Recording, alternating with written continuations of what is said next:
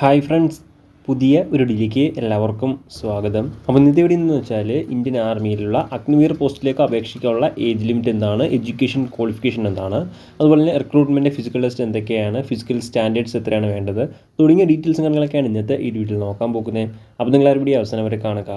അപ്പോൾ ഇന്ത്യൻ ആർമിയിലൊരു അഗ്നിവീർ ജോലിയൊക്കെ ആഗ്രഹിക്കുന്നവരാണ് നിങ്ങളെങ്കിൽ തീർച്ചയായിട്ടും ഈ ഒരു വീഡിയോ അവസാനം വരെ കാണുക.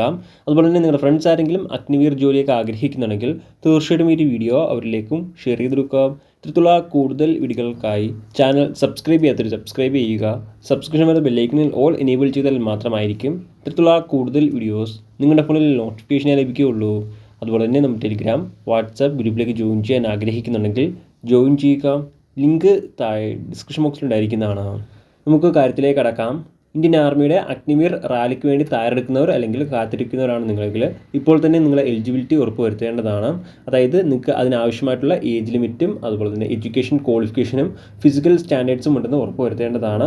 നമുക്ക് ഓരോ പോസ്റ്റ് വൈസ് നോക്കാം. ആദ്യം അഗ്നിവീറിൽ ഏതൊക്കെ പോസ്റ്റുകളാണ് വരുന്നത് നോക്കാം. Agniveer soldier general duty, Agniveer soldier technical, Agniveer soldier clerk അല്ലെങ്കിൽ office assistant, Agniveer soldier tradesman തുടങ്ങിയ പോസ്റ്റുകളിലേക്കാണ് മെയിൽസിന് അപേക്ഷിക്കാൻ സാധിക്കാം. ഫീമെയിൽസിന് അപേക്ഷിക്കാനുള്ള post Agniveer soldier general duty, woman military police. ഈ ഒരു പോസ്റ്റ് മാത്രമേ ഫീമെയിൽസിന് അപേക്ഷിക്കാൻ സാധിക്കുകയുള്ളൂ. ഇങ്ങനെ 6 പോസ്റ്റുകളാണ് ഇന്ത്യൻ ആർമിയുടെ അഗ്നിവീറിന് കീഴിൽ വരുന്നത്. ഇനി നമുക്ക് ഓരോ പോസ്റ്റ് വൈസ് എലിജിബിലിറ്റീസ് നോക്കാം. ആദ്യം അഗ്നിവീർ സോൾജിയർ ജനറൽ ഡ്യൂട്ടി നോക്കുകയാണെങ്കിൽ അപേക്ഷിക്കുന്നവർക്ക് ഏജ് ലിമിറ്റ് 17 വയസ്സിനും 21 വയസ്സിനും ഇടയിലുള്ളവർക്കാണ് അപേക്ഷിക്കാൻ സാധിക്കാം. അപേക്ഷിക്കാനുള്ള എഡ്യൂക്കേഷൻ ക്വാളിഫിക്കേഷൻ നോക്കുകയാണെങ്കിൽ 10ാം ക്ലാസ് പാസ്സായിരിക്കേണ്ടതാണ്. 10ാം ക്ലാസ്സിൽ ടോട്ടൽ അഗ്രിഗേറ്റ് 45% മാർക്ക് ഉണ്ടായിരിക്കേണ്ടതാണ്. കൂടാതെ ഓരോ സബ്ജക്റ്റിനും മിനിമം 33% മാർക്കെങ്കിലും ഉണ്ടായിരിക്കേണ്ടതാണ്. എന്നാൽ മാത്രമായിരിക്കും അപേക്ഷിക്കാൻ സാധിക്കുകയുള്ളൂ. ഇനി അടുത്ത അഗ്നിവീർ സോൾജിയർ ടെക്നിക്കൽ പോസ്റ്റിലേക്കുള്ള ഏജ് ലിമിറ്റ് നോക്കുകയാണെങ്കിൽ 17 വയസ്സിനും 23 വയസ്സിനും ഇടയിലുള്ളവർക്കാണ് അപേക്ഷിക്കാൻ സാധിക്കാം. അപേക്ഷിക്കാനുള്ള എഡ്യൂക്കേഷൻ ക്വാളിഫിക്കേഷൻ നോക്കുകയാണെങ്കിൽ +2 പാസ്സായിരിക്കേണ്ടതാണ്. +2 സയൻസ് സബ്ജക്റ്റിൽ തന്നെ പാസ്സായിരിക്കേണ്ടതാണ്. അതായത് ഫിസിക്സ്, കെമിസ്ട്രി, മാത്തമാറ്റിക്സ്, ഇംഗ്ലീഷ് തുടങ്ങിയ 4 സബ്ജക്റ്റ് +2 പഠിച്ചിരിക്കേണ്ടതാണ്. അഗ്രിഗേറ്റ് 50% മാർക്ക് ഉണ്ടായിരിക്കേണ്ടതാണ്. കൂടാതെ ഓരോ സബ്ജക്റ്റിനും 40% മാർക്ക് ഉണ്ടായിരിക്കേണ്ടതാണ്. എന്നാൽ മാത്രമായിരിക്കും അഗ്നിവീർ സോൾജിയർ ടെക്നിക്കൽ പോസ്റ്റിലേക്ക് അപേക്ഷിക്കാൻ സാധിക്കുകയുള്ളൂ. ഇനി അടുത്ത അഗ്നിവീർ സോൾജിയർ ക്ലർക്ക് അല്ലെങ്കിൽ ഓഫീസ് അസിസ്റ്റൻറ്റ് അല്ലെങ്കിൽ സ്റ്റോർ കീപ്പർ ടെക്നിക്കൽ പോസ്റ്റിലേക്കാണ് അപ്ലൈ ചെയ്യുന്നതെങ്കിൽ 17 വയസ്സിനും 23 വയസ്സിനും ഇടയിലുള്ളവർക്കാണ് അപേക്ഷിക്കാൻ സാധിക്കുക. അപേക്ഷിക്കാനുള്ള എഡ്യൂക്കേഷൻ ക്വാളിഫിക്കേഷൻ നോക്കുകയാണെങ്കിൽ +2 പാസ്സായിരിക്കേണ്ടതാണ്. +2 ഏതൊരു സ്ട്രീമിൽ പാസ്സുള്ളവർക്കും അപേക്ഷിക്കാൻ സാധിക്കുന്നതാണ്. അഗ്രിഗേറ്റ് 60% മാർക്ക് ഉണ്ടായിരിക്കേണ്ടതാണ്. കൂടാതെ ഓരോ സബ്ജക്റ്റിനും മിനിമം 50% മാർക്ക് ഉണ്ടായിരിക്കേണ്ടതാണ്. എന്നാൽ മാത്രമായിരിക്കും അപേക്ഷിക്കാൻ സാധിക്കുകയുള്ളൂ. അതുപോലെ തന്നെ +2 ഇംഗ്ലീഷിനും മാത്സ് അല്ലെങ്കിൽ അക്കൗണ്ട്സ് അല്ലെങ്കിൽ ബുക്ക് കീപ്പിംഗ് തുടങ്ങിയ ഈ ഒരു 3 സബ്ജക്റ്റിലെ ഏതെങ്കിലും ഒരു സബ്ജക്റ്റ് +2 പഠിച്ചിരിക്കേണ്ടതാണ്. 50% മാർക്ക് ഈ ഒരു സബ്ജക്റ്റിന് ഉണ്ടായിരിക്കേണ്ടതാണ്. എന്നാൽ മാത്രമായിരിക്കും അപേക്ഷിക്കാൻ സാധിക്കുകയുള്ളൂ.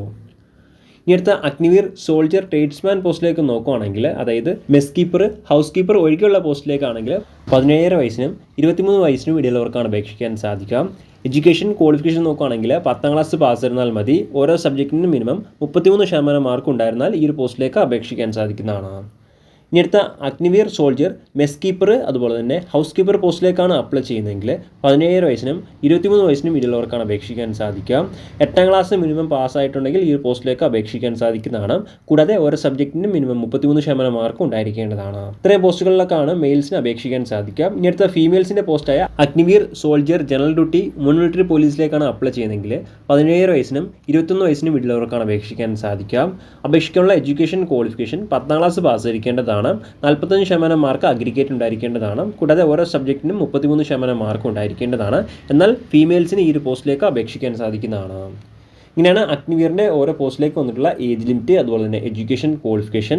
ഇനി അടുത്ത അഗ്നിവീർ റാലിക്ക് പങ്കെടുക്കാനുള്ള മെയിൽസിൻ്റെ ഫിസിക്കൽ സ്റ്റാൻഡേർഡ്സ് നോക്കുകയാണെങ്കിൽ Agniveer general duty, Agniveer tradesman 10th pass 8th pass പോസ്റ്റിലേക്കാണ് അപ്ലൈ ചെയ്യുന്നതെങ്കിൽ മിനിമം ഹൈറ്റ് 166 സെൻറ്റിമീറ്റർ ഉണ്ടായിരിക്കേണ്ടതാണ്.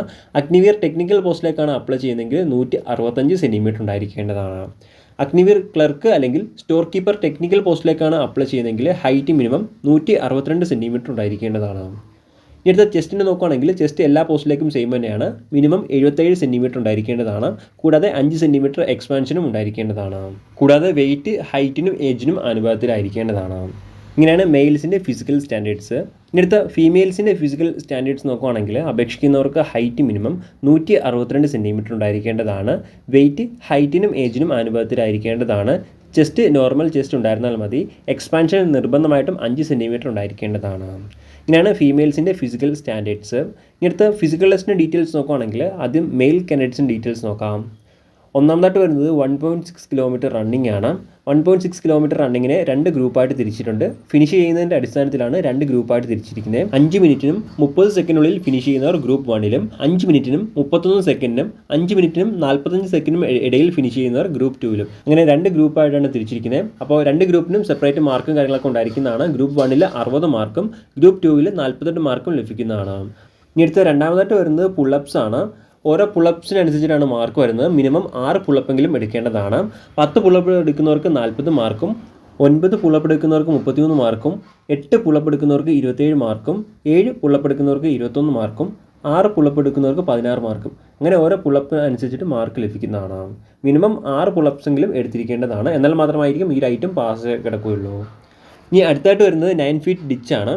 ഈ ഒരു ഐറ്റം ജസ്റ്റ് പാസ് തരുന്നാൽ മതി. പ്രത്യേകിച്ച് മാർക്കോ കാര്യങ്ങളൊന്നും ഉണ്ടായിരിക്കുന്നതല്ല. അടുത്തായിട്ട് വരുന്നത് 6 ആക്ക് ബാലൻസ് ആണ്. ഈ ഒരു ഐറ്റം ജസ്റ്റ് നിങ്ങൾ പാസ് തരുന്നാൽ മതി. അതുപോലെ തന്നെ അഗ്നിവീർ ടെക്നിക്കൽ, അഗ്നിവീർ ക്ലർക്ക് അല്ലെങ്കിൽ സ്റ്റോർ കീപ്പർ പോസ്റ്റിലേക്കാണ് നിങ്ങൾ അപ്ലൈ ചെയ്ത് റിക്രൂട്ട്മെൻറ്റ് റാലി അറ്റംപ്റ്റ് ചെയ്യുന്നെങ്കിൽ ഈ ഒരു ഐറ്റങ്ങളെല്ലാം ജസ്റ്റ് പാസ് തരുന്നാൽ മാത്രം മതി. ഇനി അടുത്ത ഫീമെയിൽസിൻ്റെ ഫിസിക്കൽ ടെസ്റ്റിൻ്റെ ഡീറ്റെയിൽസ് നോക്കുകയാണെങ്കിൽ ഒന്നാമതായിട്ട് വരുന്നത് 1.6 കിലോമീറ്റർ റണ്ണിംഗ് ആണ്. ഇതിനെ 2 ഗ്രൂപ്പായിട്ട് തിരിച്ചിട്ടുണ്ട്. ഫിനിഷിങ്ങിൻ്റെ അടിസ്ഥാനത്തിലാണ് 2 ഗ്രൂപ്പായിട്ട് തിരിച്ചിരിക്കുന്നത്.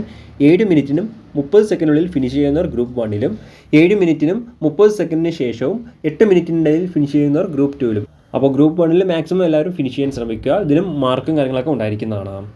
അടുത്ത രണ്ടാമതായിട്ട് വരുന്നത് 10 ഫീറ്റ് ലോങ് ജമ്പ് ആണ്. ഈ ഒരു ഐറ്റം ജസ്റ്റ് പാസ് തരുന്നാൽ മതി. അടുത്ത മൂന്നാമതായിട്ട് വരുന്നത് 3 ഫീറ്റ് ഹൈ ജമ്പ് ആണ്. ഈ ഒരു ഐറ്റം ജസ്റ്റ് നിങ്ങൾ പാസ് തരുന്നാൽ മതി. ഇങ്ങനെ 3 കാര്യങ്ങളാണ് ഫീമെയിൽസിൻ്റെ റിക്രൂട്ട്മെൻറ്റ് റാലിയിൽ വരുന്നത്. അപ്പോൾ 2025 അതുപോലെ തന്നെ 26 വർഷത്തിലെ അഗ്നിവീർ റാലിക്ക് തയ്യാറെടുക്കുന്നവർ ഇപ്പോൾ തന്നെ നിങ്ങളുടെ എലിജിബിലിറ്റീസ് അതുപോലെ തന്നെ ഫിസിക്കൽ ടെസ്റ്റിന് ഇപ്പോൾ തന്നെ തയ്യാറെടുക്കേണ്ടതാണ്. പ്രധാനമായിട്ടും ഈ ഒരു കാര്യം ഷെയർ ചെയ്യാനാണ് ഇന്നത്തെ ഈ ഒരു വീഡിയോയിൽ വന്നേ. അപ്പോൾ നമുക്ക് മറ്റൊരു വീഡിയോയിൽ കാണാം. അതുവരെ ബൈ.